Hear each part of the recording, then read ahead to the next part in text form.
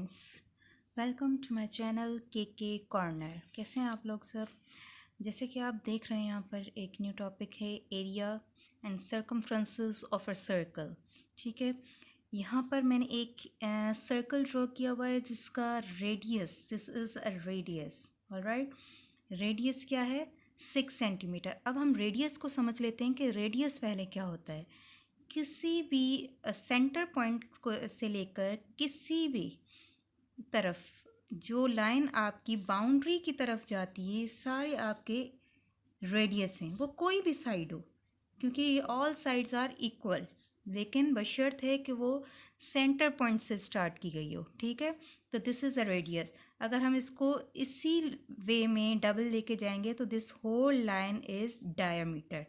Alright, some time हमें जो figure मिली हुई होती है वो डायामीटर में मिली होती है। For example diameter equals to 2, तो हम इसी से मालूम कर सकते हैं कि रेडियस कितना हुआ। इसी का radius will be equals to diameter divided by 2, that will be equals to 12 divided by 2 equals to 6 again. ठीक है, तो यहाँ पर 6 सेंटीमीटर हमें रेडियस दिया गया है। तो हमें फाइंड आउट करना है सर्कल एरिया ऑफ सर्कल, जिसका फॉर्मूला मैं यहाँ पर लिख रही हूँ। कि फॉर्मूला क्या है एरिया ऑफ सर्कल का?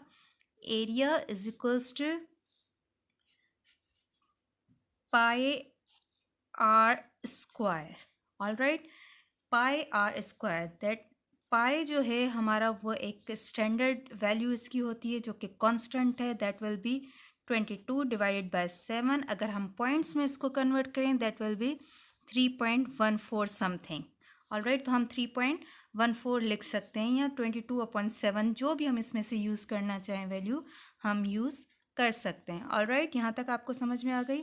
फर्दर सॉल्व करते हैं हम इसको। एरिया हमें कितना दिया गया है? एरिया हमें फाइंड आउट करना है। पाई की वैल्यू अगर हम ले लेते हैं 3.14, देन रेडियस हमारे पास जितना भी रेडियस है उसको स्क्वायर करना है। इस वक्त हमारे पास रेडियस है 6, दैट विल बी स्क्वायर्ड। तो स्क्वायर कितना होगा? 6 times 6 is that will B 36 हो जाएगा। तो हमारा स्क्वायर 6 का स्क्वायर 36 है। इसको फर्दर सॉल्व कर लेते हैं। 3.14 मल्टीप्लाई बाय 36, क्योंकि हमने इसका स्क्वायर सॉल्व कर लिया है, that will be equals to, अगर हम इसको मल्टीप्लाई करें तो 113 सेंटीमीटर।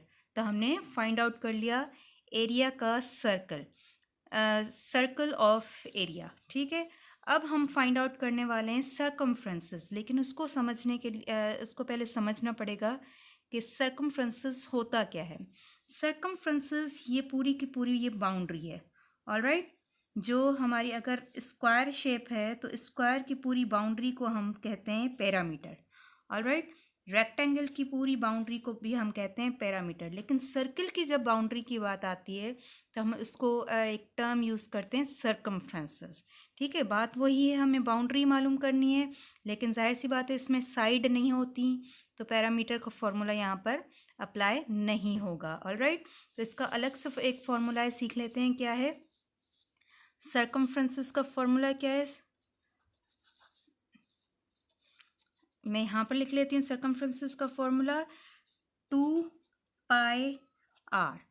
ठीक है, पाई की वैल्यू हमें ऑलरेडी पता है, पाई विल बी इक्वल्स टू 22/7, या अगर इसको हम फर्दर सॉल्व करें तो 3.14, जो भी हम अप्लाई करना चाहें इजीली कर सकते हैं, इसको हम फाइंड आउट कर सकते हैं।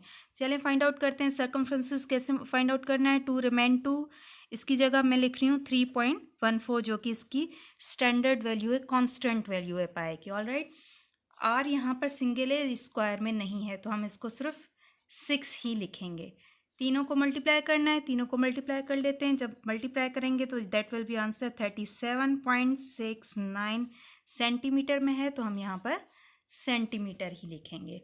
ऑलराइट, ये सिंपल इंट्रोडक्शन हो गया हमारा कि एरिया और सर्कमफ्रेंसेस कैसे मालूम करते हैं। थैंक यू सो मच, आज के लिए इतना ही। फर्दर हम नेक्स्ट वीडियो में पढ़ेंगे कुछ और भी बातें सर्कल के बारे में, सर्कल की पूरी टर्मिनोलॉजी के बारे में पढ़ेंगे, और कुछ कॉम्प्लिकेटेड क्वेश्चन भी सॉल्व करने की कोशिश करेंगे एरिया एंड सर्कमफ्रेंसेस को लेकर। तब तक के लिए ज़रूर बताइएगा कि आपको मेरी वीडियो कैसी लगी, और मेरा चैनल ज़रूर